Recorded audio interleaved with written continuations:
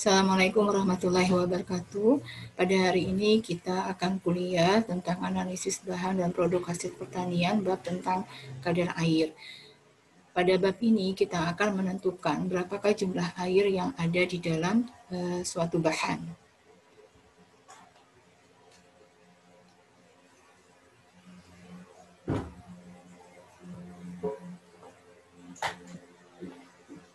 Air yang ada di dalam suatu bahan itu nantinya ada beberapa kategori. Kategori yang pertama adalah air bebas, kemudian kategori yang kedua adalah air terikat secara fisik, kategori yang ketiga itu air terikat secara kimia dengan molekul air yang lainnya. Yang keempat adalah air yang terikat secara kimia dengan makromolekul yang lainnya seperti karbohidrat, protein, dan lemak.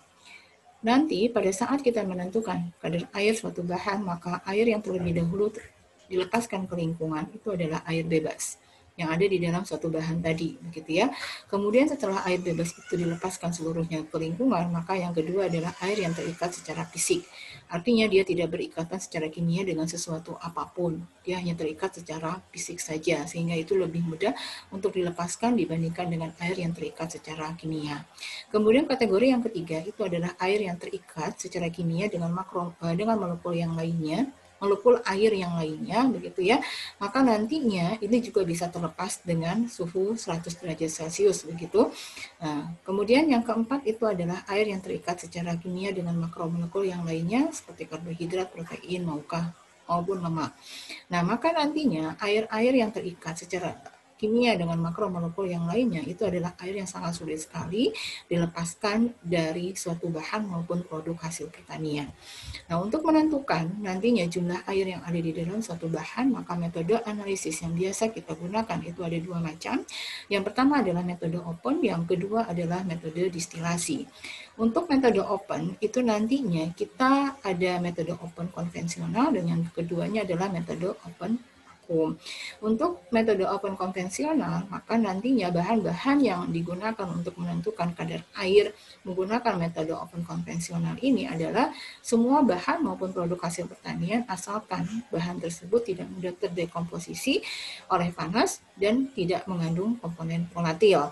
Karena kalau misalnya mudah terdekomposisi oleh panas dan mengandung komponen volatil, maka nantinya penentuan kadar airnya tidak real sesuai dengan jumlah air yang ada di dalam bahan tadi. Bisa jadi nantinya bahan-bahan yang telah terdekomposisi itu pun ikut menguap selama proses pemanasan di dalam oven.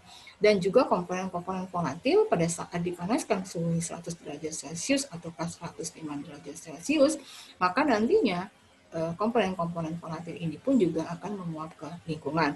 Sehingga terjadi pengurangan jumlah bahan diakibatkan terjadinya penguapan air, bahan-bahan yang terdekomposisi, dan komponen-komponen volatil tadi, maka kadar airnya tidak real untuk terhitung.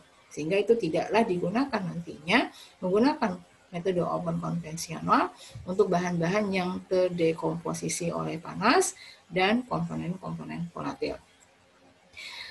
Prinsip menggunakan metode open untuk menentukan kadar air itu adalah memindahkan air yang ada di dalam suatu bahan gitu kan ya pada titik didih air itu sendiri, yaitu pada suhu 100 derajat Celcius atau biasanya disetting di opennya itu adalah 105 derajat Celcius. Nah, hal-hal yang perlu diperhatikan pada saat kita menentukan kadar air suatu bahan dengan menggunakan metode open konvensional, yang pertama adalah kita harus mengetahui dulu bahwasanya udara di dalam alat pengering, yaitu di dalam oven, itu adalah tidaklah jenuh dengan kadar air. Artinya si udara yang ada di dalam oven itu nantinya mudah untuk keluar masuk. Artinya di dalam oven itu ada ventilasinya, begitu ya, sehingga air yang mengandung uap air yang mengandung air gitu ya akan keluar ke lingkungan, kemudian digantikan dengan udara kering sehingga nanti bisa menampung uap air yang berasal dari bahan. Nah, kemudian juga yang harus diperhatikan itu adalah ukuran partikel dari bahan pada saat kita ingin melakukan atau menentukan kadar air dari suatu bahan. Maka ukuran partikelnya tidak boleh terlalu besar gitu ya, boleh kecil begitu. Tapi misalnya katakanlah kita ingin menentukan kadar air kacang kedelai. Kacang kedelai kan ukurannya cukup besar ya, maka kita tidak bisa hanya menimbang kadar kacang kedelai, kemudian dimasukkan ke dalam cawan aluminium, kemudian dimasukkan ke dalam oven begitu saja, begitu ya. Karena ukuran kacang kedelai yang besar, maka tidak bisa kita melakukan penentuan kadar air tanpa mengecilkan ukuran terlebih dahulu dari kacang kedelainya itu. Maka kacang kedelai terlebih dahulu kita hancurkan begitu ya, dan sehingga ukuran partikelnya akan semakin kecil. Nah, dengan ukuran partikel yang semakin kecil itu otomatis nanti luas permukaan dari kacang kedelai juga akan semakin besar. Nah, dengan demikian, dengan luas permukaan yang semakin besar dan semakin luas begitu ya, jumlah air yang akan menguap dari suatu bahan juga akan semakin meningkat, sehingga nantinya kita bisa menentukan kadar air suatu bahan itu nanti bisa dilakukan secara optimal. Karena kalau misalnya nanti ukurannya seperti ukuran kacang kedelai, bisa jadi nanti masih ada air yang ada di dalam kacang kedelai, misalnya pada bagian tengahnya yang belum teruapkan, padahal itu bisa teruapkan apabila kita mengecilkan ukurannya. Nah, kemudian metode yang kedua masih menggunakan metode open juga, tetapi menggunakan metode open vacuum. Nah, ini biasanya digunakan untuk bahan-bahan yang mudah terdekomposisi oleh panas, kemudian juga bahan-bahan yang mengandung komponen volatil. Bahan-bahan yang mudah terdekomposisi oleh panas itu katakanlah seperti gula, ataukah mengandung asam organik, apakah mengandung ester, ataukah mengandung alkohol, begitu ya, ataukah nanti mengandung asam lemak, ataukah mengandung lemak ya yang mudah teroksidasi dengan adanya panas, atau juga kan bahan-bahan yang banyak mengandung komponen volatil, katakanlah seperti rempah-rempah, jahe, kunyit, gitu ya, maka tidak cocok menggunakan metode oven konvensional untuk menentukan kadar airnya. Maka kita menggunakan metode oven vacuum untuk menentukan kadar airnya. Mengapa menentukan kadar air menggunakan metode oven vacuum? Karena dengan oven vacuum nanti suhu dari pada saat kita menguapkan air itu suhunya bisa ditekan ya hampir sampai 70 derajat Celcius begitu ya. Jadi untuk bahan-bahan yang mudah terdekomposisi maupun komponen-komponen volatil, maka nantinya sulit untuk dilepaskan ke lingkungan begitu ya. Dan tekanan yang digunakan itu adalah tinggi. Nah, maka dengan demikian nantinya gitu kan ya, kita mengharapkan dengan menggunakan oven vacuum, maka nantinya hanya air saja yang diuapkan dan bahan-bahan yang mudah terdekomposisi maupun komponen volatil itu tidak menguap, sehingga kadar air yang kita tentukan itu adalah real dari jumlah air yang ada di dalam bahan itu, bukan yang diuapkan itu bukan bahan-bahan yang terdekomposisi ataukah komponen-komponen volatil. Nah, adapun hal-hal yang perlu diperhatikan pada saat kita menggunakan metode oven vacuum itu hampir sama dengan menggunakan metode oven konvensional, yaitu kita memperhatikan udara pengering yang ada di dalam oven, kemudian juga ukuran partikelnya, kemudian distribusi ukuran partikelnya, ukuran sampelnya berapa banyak, luas permukaannya, apakah sampel dari luas permukaannya memang sudah luas ataukah masih ada yang kurang begitu ya. Nah, itu sangat perlu diperhatikan pada saat kita menggunakan metode oven maupun menggunakan metode oven vacuum. Nah, adapun cara kerja untuk menentukan gitu ya kadar air dengan menggunakan metode oven konvensional maupun menentukan dengan kadar air dengan menggunakan oven vacuum begitu ya. Maka yang pertama kali adalah kita mempunyai ovennya, baik oven konvensional maupun oven vacuum, maka terlebih dahulu disetting suhunya. Kalau misalnya oven konvensional biasanya suhunya disetting 105 derajat Celcius begitu ya. Kemudian untuk untuk oven vacuum biasanya kita setting pada suhu 70 derajat Celcius. Nah, setelah kita setting, ovennya sudah siap begitu ya, sampai nanti suhunya sesuai dengan apa yang kita set gitu ya suhunya. Kemudian kita menyiapkan yang namanya bahan-bahan yang kita akan tentukan untuk menentukan kadar airnya. Terlebih dahulu nantinya cawan yang digunakan untuk menentukan kadar air itu adalah cawan aluminium. Jangan menggunakan cawan porselin atau menggunakan gelas kaca dan yang lainnya begitu ya. Karena cawan aluminium adalah cawan yang memang tahan terhadap panas begitu dan tidak terlalu mahal. Nah, terlebih dahulu cawan aluminiumnya itu dibersihkan, dicuci ya, jangan ada bahan-bahan yang lain yang tertinggal di dalam cawan aluminium.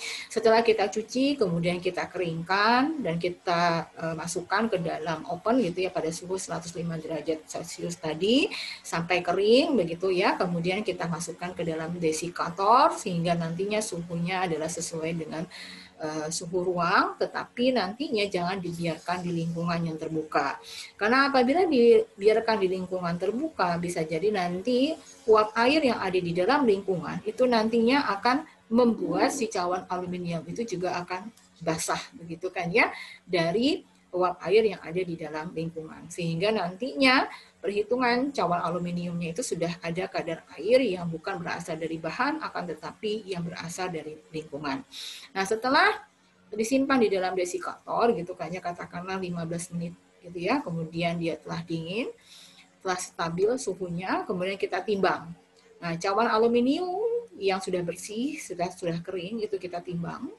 Kemudian setelah kita timbang, kita tetapkan nantinya berapakah berat dari cawan aluminium itu dan kita catat. Nah, setelah berat cawan aluminium kita catat, kemudian ke dalam cawan aluminium itu kita masukkan nanti bahan yang kita telah haluskan ya ukurannya.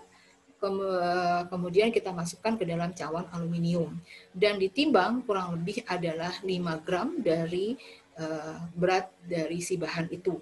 Nah, kemudian kita catat nantinya berapakah berat cawan dan berat sampelnya, begitu ya. Atau kalau misalnya tidak mau menggunakan berat cawannya, maka terlebih dahulu kita zero, kita nolkan, kemudian yang terhitung hanyalah berat bahannya saja.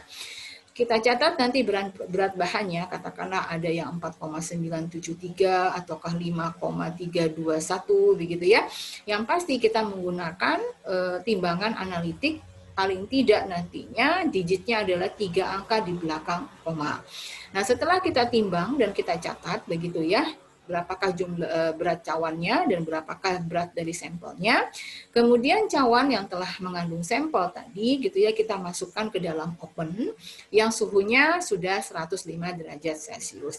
Jangan menggunakan oven, itu nanti menghitung waktu untuk berapa lama nantinya penentuan kadar airnya itu. Ovennya masih pada suhu kamar, katakanlah 30 derajat Celcius, kemudian kita hitung suhunya waktu untuk penentuan kadar airnya adalah 6 jam. Itu tidak seperti itu. Akan tetapi penentuan nantinya waktu yang digunakan untuk pengeringan gitu kan ya, penentuan kadar air dengan menggunakan oven itu 6 jam, itu adalah pada saat si ovennya sudah suhunya 105 derajat Celcius. Nah, setelah 6 jam nantinya kalian bisa mengeluarkan yang namanya cawan ditambah dengan sampel, kemudian kita masukkan ke dalam desikator sampai suhunya stabil. Nah, kemudian setelah suhunya stabil, kurang lebih 15 menit, nantinya cawan plus sampel tadi kita timbang. Apabila memang timbangannya itu setelah stabil, begitu ya, kemudian kita catat, dan untuk bisa meyakinkan bahwasanya jumlah air yang ada di dalam bahan itu telah menguap seluruhnya, begitu ya, kecuali bahan-bahan yang mengandung katakanlah yang merupakan air yang terikat secara dengan makromolekul yang lainnya, itu memang sulit untuk diuapkan. Nah, kemudian kita masukkan kembali nantinya cawan plus sampel atau bahan yang sudah kita timbang tadi ke dalam oven lagi, dan kita masukkan ke dalam oven 105 derajat Celcius selama 1 jam. Setelah 1 jam kita timbang lagi, begitu ya, kita masukkan dulu ke dalam desikator sampai dia dingin.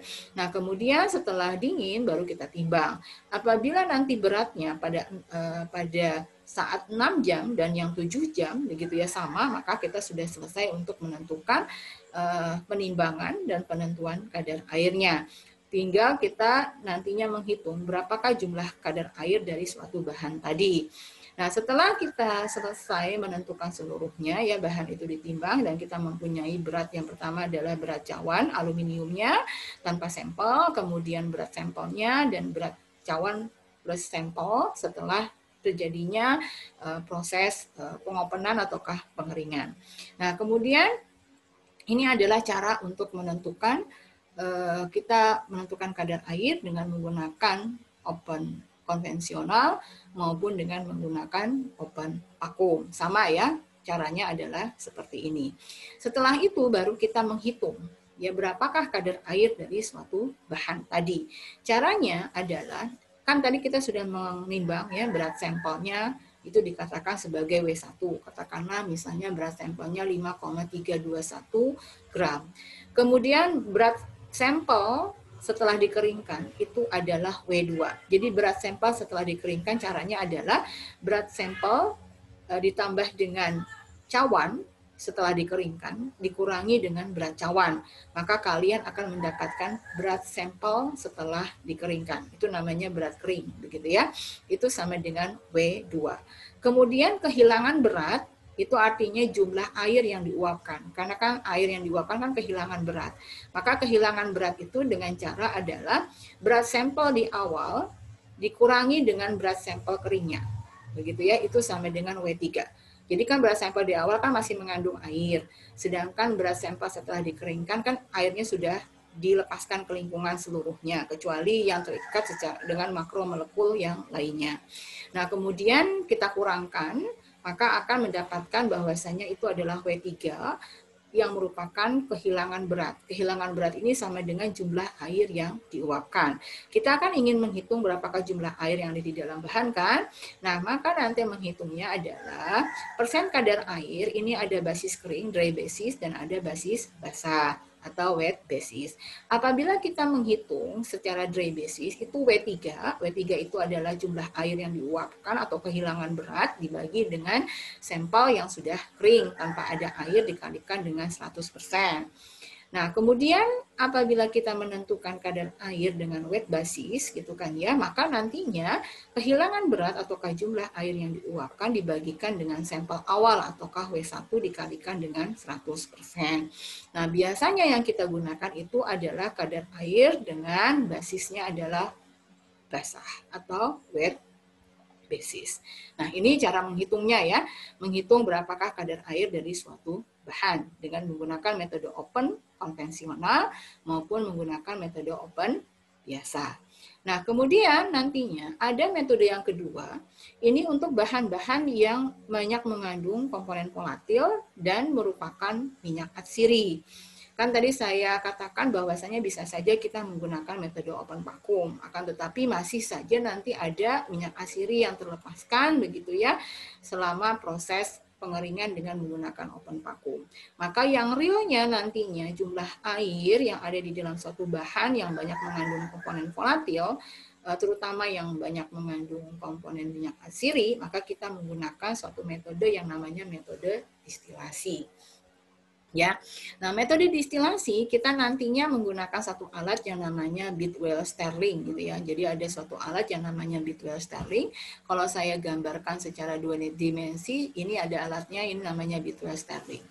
Nah, ini adalah Erlenmeyer biasa, begitu ya, pakai asah nantinya. Kemudian ini adalah yang namanya pendingin balik, gitu ya, agar nantinya pada saat kita panaskan, air maupun nanti minyak atsiri yang menguap maupun nanti ada suatu senyawa kimia gitu ya tidak lepas ke lingkungan, akan tetapi nantinya dia akan kita lakukan proses distilasi dan kita kondensasikan dan nanti di sini akan terbaca ada air ya, berat jenisnya artinya yang paling tinggi yaitu 1, kemudian juga ada minyak atsiri pada bagian atas nantinya begitu ya, itu adalah komponen volatilnya, kemudian bagian tengahnya itu adalah senyawa kimia yang menjadi pelarutnya pada saat kita memanaskannya.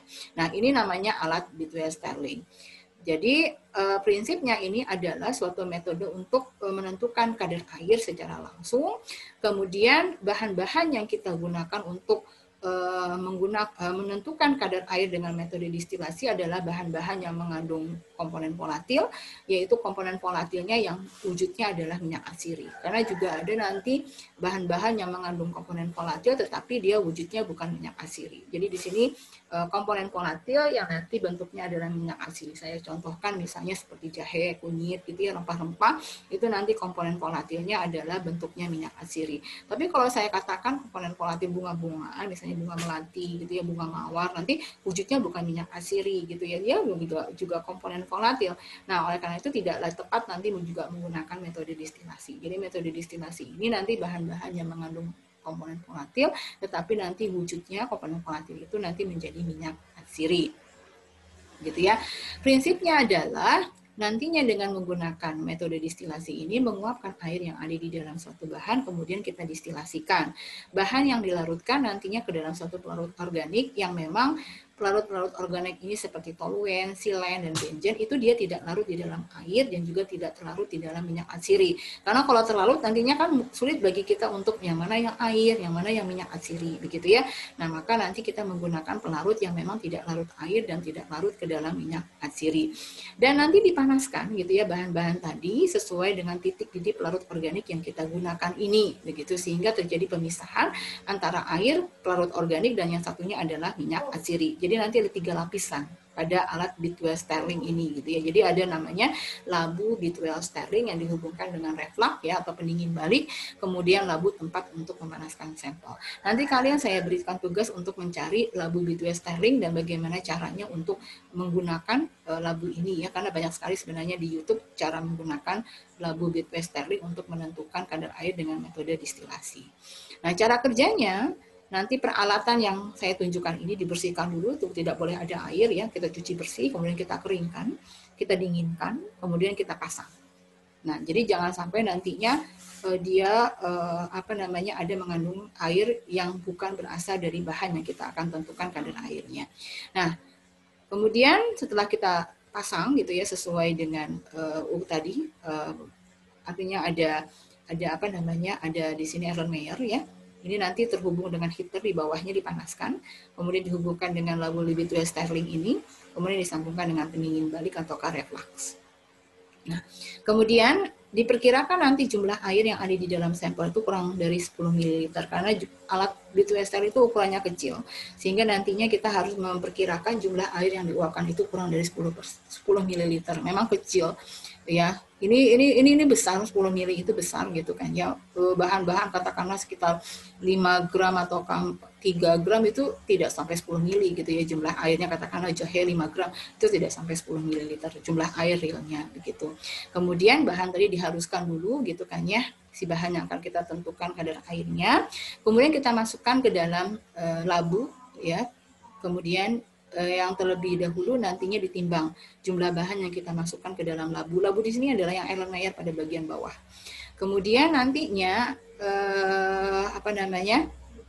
ke dalam Erlenmeyer tadi ya, atau labu ataukah ke dalam Erlenmeyer tadi yang telah ditambahkan dengan bahan atau sampel yang kita akan tentukan kadar airnya, kita tambahkan dengan pelarut organik. Misalnya di sini adalah toluen yang kita gunakan. Toluennya itu nanti berapa jumlahnya, yang pasti adalah harus sampai kepada misalnya ada bahan begini ya.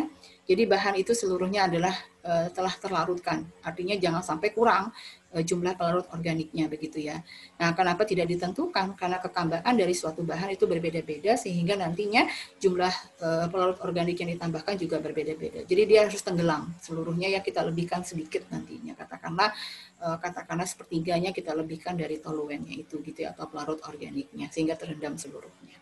Nah, setelah kita tambahkan dengan pelarut toluen tadi ke dalam sampel, kemudian kita pasang alat B12 Sterling dan reflux di atasnya.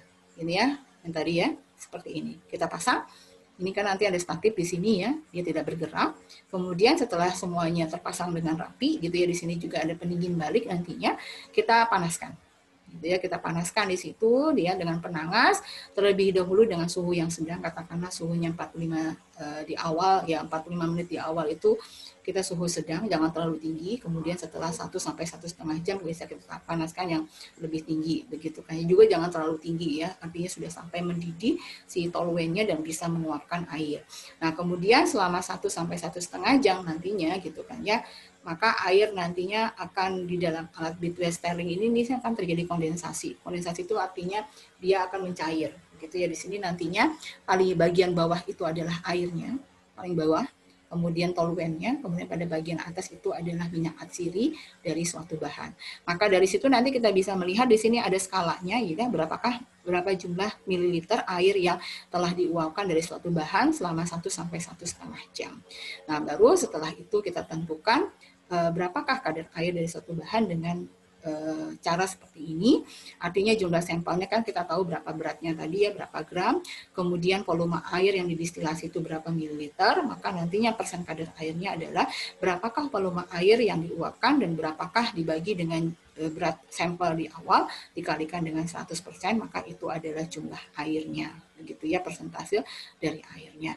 Nah, demikianlah nantinya ini cara ataukah metode yang digunakan untuk menetapkan kadar air dari suatu sampel, begitu kan ya, baik dengan menggunakan metode open via vakum maupun metode distilasi. Terima kasih. Assalamualaikum warahmatullahi wabarakatuh.